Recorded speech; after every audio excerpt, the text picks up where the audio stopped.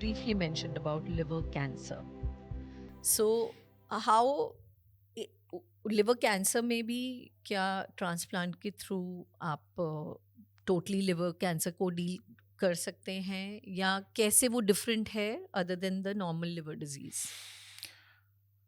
सो अगर हम liver cancer की बात करें तो हमें पहले ये पता होना चाहिए कि 90% ऑफ द लिवर कैंसर्स जो होते हैं वो लिवर से नहीं अराइज करते हैं, वो ओके। बॉडी के किसी और ऑर्गन से अराइज करते हैं जिसको मेटास्टेसिस बोलते हैं। स्टमक कैंसर था, उसको लिवर में कैंसर हो गया। ओवरी कैंसर था, वो स्टमक तक लिवर तक पहुंच गया। लंग कैंसर था, वो लिवर तक पहुंच गया।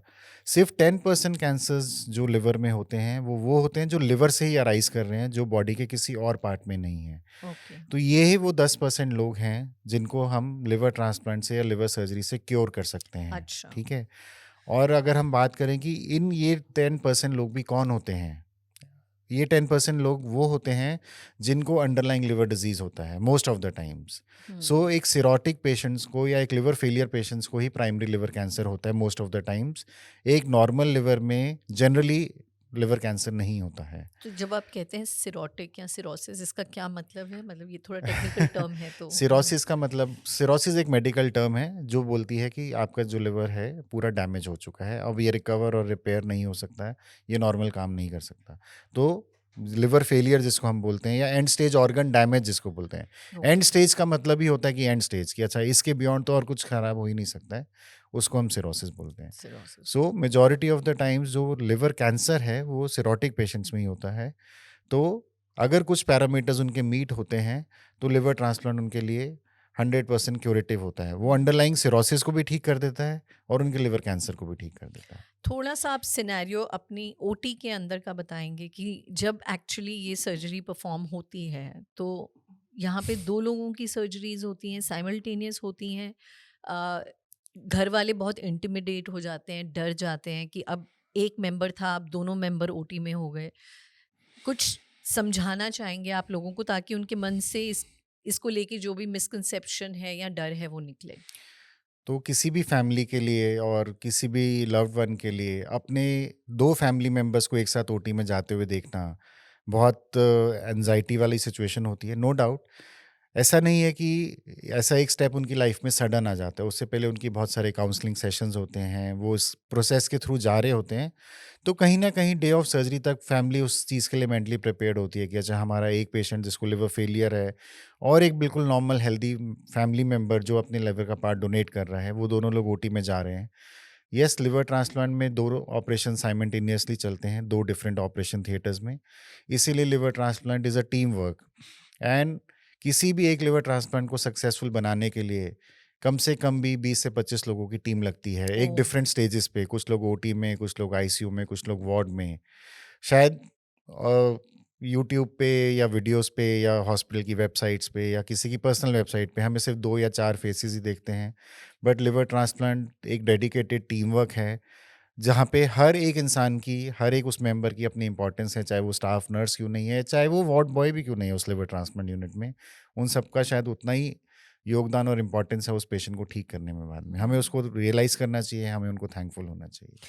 लेकिन जो लोगों में अभी भी, देखिए, कॉम्प्लिकेटेड सर्जरी है, इमोशनली भी बहुत ज़्यादा डिस्टर्बिंग हो सकता है फैमिलीज़ के लिए ये डिसीजन तक भी लेना कि हमें लिवर ट्रांसप्लांट कराना है अपने फैमिली मेम्बर का और फिर हम में से ही किसी को डोनेट भी करना है और बहुत ज़्यादा एक्सपेंसिव सर्जरी है, ऐसा माना जाता है। क्या is there any truth to it या एक्चुअली ऐसा है?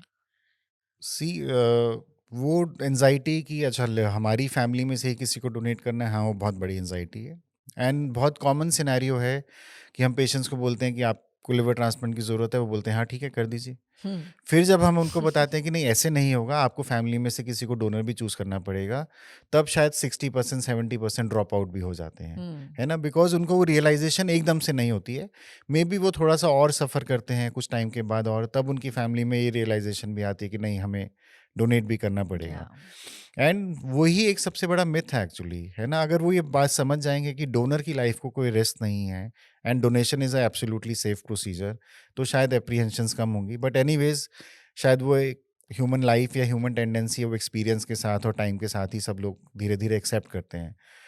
बात करें हम कि कॉस्टली ट्रीटमेंट है या कॉस्ट ऑफ लिवर ट्रांसप्लांट, हाँ ठीक है, लिवर ट्रांसप्लांट कॉस्टली है, बट अगर हम over a period of years इसको देखें तो आज की डेट में ऐसा नहीं है कि लिवर ट्रांसप्लांट कुछ ऐसा है कि जो एक एक कॉमन मैन, अब कॉमन मैन हम किसको बोलेंगे मुझे नहीं पता, एक नॉर्मल मैन है जिसके पास जॉब है, जिसके पास वर्क है, जो अपनी फैमिली की टेक केयर कर रहा है, जो एक नॉर्मल लिविंग कंडीशंस में रह रहा है, आई थिंक उसके लिए लिवर ट्रांसप्लांट कराना आज ऐसी कॉस्ट नहीं है कि वो अफोर्ड नहीं कर सकते हैं, वो नहीं करा सकते हैं। हम्म, मिडिल मैन या कॉमन मिडिल मैन मैं इसलिए नहीं बोलना चाहता हूँ बिकॉज हर एक के क्राइटेरिया और पैरामीटर्स अबाउट मिडिल मैन या लोअर क्लास या अपर क्लास अलग अलग होते हैं, हम्म, तो वो एक अलग टॉपिक है, मैं उसमें जाना नहीं चाहता हूँ। yeah. बट मेरे हिसाब से एक नॉर्मल पढ़ा लिखा इंसान जो अपनी लाइफ जी रहा है, काम कर रहा है, अपनी फैमिली में रह रहा है, ऐसा कुछ भी नहीं है आज की डेट में कि लिवर ट्रांसप्लांट अनअफोर्डेबल है या नहीं हो सकता है। Most of the insurances cover करते हैं, most of the government offices cover करते हैं इस कॉस्ट को, Okay. एंड बहुत रीजनेबल कॉस्ट पे होता है। आई थिंक जहाँ तक मैं समझ पा रही हूँ, maybe there is some understanding to it और नॉट, कि वही इंसान जो उस घर का ब्रेड विनर या ब्रेड अर्नर है और उसी को जब ट्रांसप्लांट चाहिए, और फिर within the same support system जो एक्चुअली उसका सपोर्ट सिस्टम है, वहीं से किसी को उठ के भी उसको ट्रांसप्लांट के लिए डोनेशन करनी पड़ेगी, तो वो फैमिली का पूरा जो एक इक्विलिब्रियम है कि भाई डोनेशन के बाद भी घर पे कौन, अगर लेट्स से हस्बैंड है और वाइफ टेक केयर कर रही है और वाइफ को ही डोनेट करना पड़ेगा, तो फिर वो पूरा economics plus the physical comfort of the house for that period will really get disturbed, and maybe that's also the reason that people don't understand the importance, and they don't want to go in that देखिए, easy. आप जो कह रहे हैं वो बिल्कुल सच है, इसमें Mm. कुछ है ही नहीं, बिकॉज वो फैक्ट है ह्यूमन लाइफ का। Mm. यस कि अगर prime earning member of family का ही उसको लिवर ट्रांसप्लांट चाहिए, Mm. इनफैक्ट इससे और एक कॉम्प्लेक्स सिनेरियो है कि prime earning member of family को डोनेट करना पड़ रहा है लिवर, या Yeah, उसको डोनेट करना है, yeah. तो वहाँ पे तो फैमिली इसी क्वेश्चन के साथ आती है कि अच्छा हमारा तो एक फैमिली मेंबर बीमार है और यही सब कुछ कर रहा है अब हमारी फैमिली में, और ये भी अगर लिवर डोनर बन जाएगा और इसको भी कुछ हो गया तो हम कहीं कहीं नहीं कहीं कहीं नहीं रहेंगे। रहेंगे. तो यस, Yeah. ये सब चैलेंजेस हैं, ये सोशल चैलेंजेस हैं, ये हमारी सोसाइटी के चैलेंजेस हैं, बट फॉर्चुनेटली और unfortunately I don't know, but still India being a very socially close knit families as Mm. compared to lot of western world, this support system still comes very easily to people most of the times. So Mm. Yes, ये concerns होते हैं उनके, और ये बहुत ही common question है जो मेरी डेली प्रैक्टिस में मुझे दिन में शायद एक बार तो आंसर करना ही पड़ता है, Yeah. या मेरे सामने आ ही जाता है। नॉट दैट कि किसी भी फैमिली के लिए मैं आंसर कर सकता हूँ, बिकॉज उनकी फैमिली के डायनामिक्स तो वही लोग जानते हैं। जी. हाँ, हम उनको समझा ही सकते हैं, उनको एग्जाम्पल्स ही दे सकते हैं, उनको थोड़ा और गाइड कर सकते हैं, Yeah. ताकि वो जो भी डिसीजन लें, चाहे आज लिवर ट्रांसप्लांट कराने का डिसीजन लें या लिवर ट्रांसप्लांट नहीं कराने का डिसीजन लें, एटलीस्ट वो एक इन्फॉर्म डिसीजन लें। उनको बाद में ये रिग्रेट नहीं होना चाहिए कि अच्छा किसी ने अगर हमें ठीक से समझाया होता या अच्छे से बताया होता तो हम शायद राइट डिसीजन लेते। ले तो सकते. शायद मेरी कोशिश उतनी रहती है कि एटलीस्ट हम उनको right information in right compassionate loving way दें, ताकि वो एक राइट डिसीजन लें। तो यहाँ पे आपका रोल जो है एज अ डॉक्टर या सर्जन लिमिटेड नहीं है, यहाँ पे आप उनके डिसीजन को इन्फ्लुएंस भी कर रहे हैं, इम्पैक्ट भी कर रहे हैं और सही डायरेक्शन भी दे रहे हैं. So do you see this to be an integral part of any doctor who is today doing a liver transplant और running a liver transplant programme?